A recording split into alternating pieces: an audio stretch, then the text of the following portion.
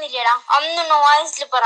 എന്ത് എന്തെന്ന് വോയിസിൽ പറ. എന്നെ ഇന്നും ചീത്ത വിളിക്കൂ. എന്ത് പ്രശ്നം നിനക്ക്? ഈ വോയിസിൽ പറ എന്ന് പറയുമ്പോഴത്തേക്ക് ഞാൻ വിചാരിച്ച് ഇത് വോയിസ് റെക്കോർഡ് എടുക്കാനായിട്ടെന്നുള്ള കാര്യം ഇപ്പോഴാണ് മനസ്സിലായത്. അതിനാണ് ഈ വോയിസിൽ പറ എന്ന് പറഞ്ഞത്. അതായത് എങ്ങനെയും ഭാര്യയും ഭർത്താവും കൂടെ എന്നെ കൊടുക്കാം എന്നുള്ളൊരു പരിപാടിയൊക്കെ ആയിട്ട് ഇറങ്ങിയിരിക്കുന്നതാണ്. എന്തായാലും കൊള്ളാം, ഇതൊക്കെ നിങ്ങളുടെ കയ്യിലങ്ങ് വെച്ചാൽ മതി. എന്തായാലും രണ്ടുപേരോട് തട്ടിപ്പിന് ഇറങ്ങിയിട്ടുണ്ടെന്നുള്ള കാര്യം ഇപ്പോൾ മനസ്സിലായി. ഇപ്പം നിങ്ങൾ ഈ കേട്ട വോയിസ് റഷ്യയിൽ വിസ തട്ടിപ്പ് നടത്തിക്കൊണ്ടിരിക്കുന്ന ഇജാസിൻ്റെ ഭാര്യയുടെ വോയിസ് ആണ്.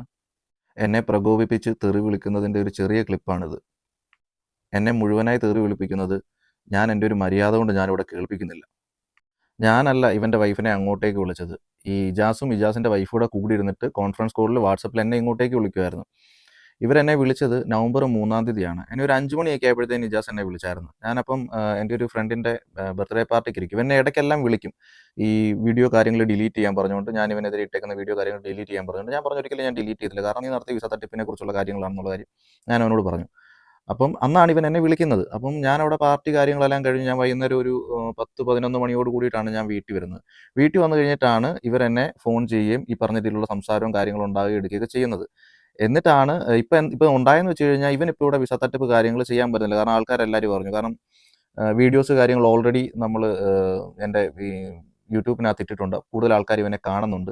അപ്പം ഇവൻ്റെ തട്ടിപ്പ് കാര്യങ്ങൾ ഇനി മുന്നോട്ടേക്ക് നടക്കുന്നില്ല. അതിൻ്റെ വൈരാഗ്യമാണ് തീർക്കാൻ വേണ്ടിയിട്ടാണ് ഇങ്ങനത്തെ ഈ വോയിസ് ക്ലിപ്പും ഇങ്ങനത്തെ കാര്യങ്ങളും ഒക്കെ ആയിട്ട് മുന്നോട്ടേക്ക് വന്നിരിക്കുന്നത്. ഇജാസ എവിടെ പോയി നിൻ്റെ ഓപ്പൺ വിസ? ഇപ്പോൾ കുറേ കാലമായിട്ട് ഓപ്പൺ വിസയുടെ വീഡിയോസൊന്നും കാര്യങ്ങളൊന്നും വരുന്നില്ലല്ലോ. 4,999 രൂപ മേടിച്ച് 3 കൊല്ലത്ത് ഓപ്പൺ വിസ കൊടുത്ത് ഇല്ലീഗൽസായിട്ട് ആൾക്കാർ ഇവിടെ കൊണ്ട് പെടുത്തുന്നത്. ആ പരിപാടിയൊന്നും ഇല്ലേ? അതൊന്നും നടക്കാത്തതുകൊണ്ടായിരിക്കുമല്ലേ ഇപ്പോൾ പുതിയ പരിപാടികളൊക്കെ ആയിട്ട് ഇറങ്ങിയിരിക്കുന്നത്. എന്തായാലും കൊള്ളാം. എടാ ഇജാസെ, നീ കല്യാണമൊക്കെ കഴിഞ്ഞ് കുടുംബമൊക്കെ ആയിട്ട് മര്യാദയ്ക്ക് ജീവിക്കാനായിട്ടുള്ള എൻ്റെ കാര്യങ്ങൾ നോക്ക്. അല്ലാതെ നീ ഇമ്മാതിരി ഉടായ്പ് കാര്യങ്ങളുമായിട്ട് എൻ്റെ പുറകെ വന്നു കഴിഞ്ഞാൽ എൻ്റെ അടുത്ത് തെളിവുകൾ കാര്യങ്ങൾ ഇരിപ്പുണ്ട്. വലിയൊരു വീഡിയോ കാര്യങ്ങൾ ചെയ്ത് എൻ്റെ സകലമാന തട്ടിപ്പുകളും ഞാൻ പുറത്തേക്ക് കൊണ്ടുവരാമെന്നുള്ളതേ ഉള്ളൂ. പക്ഷേ ഞാനത് ചെയ്യാത്തതെന്ന് വെച്ച് കഴിഞ്ഞാൽ നിൻ്റെ നാട്ടിൽ നിനക്ക് വീട്ടുകാരും കുടുംബക്കാരും ഒക്കെ ഉള്ള അവരെ ഇതിനിടയിലോട്ട് വലിച്ചിടണ്ടല്ലോ എന്നുള്ള ഒരു കൊണ്ട് മാത്രമായിട്ടാണ്. പണിയെടുത്ത് ജീവിക്കുക, ഈ വിസ തട്ടിപ്പൊക്കെ നിർത്ത്. എന്നിട്ട് മര്യാദയ്ക്ക് പണിയെടുത്ത് ജീവിക്കാനായിട്ടുള്ള എൻ്റെ കാര്യങ്ങളൊക്കെ നോക്ക്. ഇജാസെ, നീ കളിക്ക്, നമുക്ക് പഴയ കണക്ക് കളി തുടങ്ങാം. ഇപ്പം എന്തായാലും അളിയനും പെങ്ങളും വന്ന സ്ഥിതിക്ക് നമുക്ക് നല്ല രീതിയിൽ കാര്യങ്ങൾ അങ്ങോട്ട് പറഞ്ഞുകൊണ്ട് പോകാം.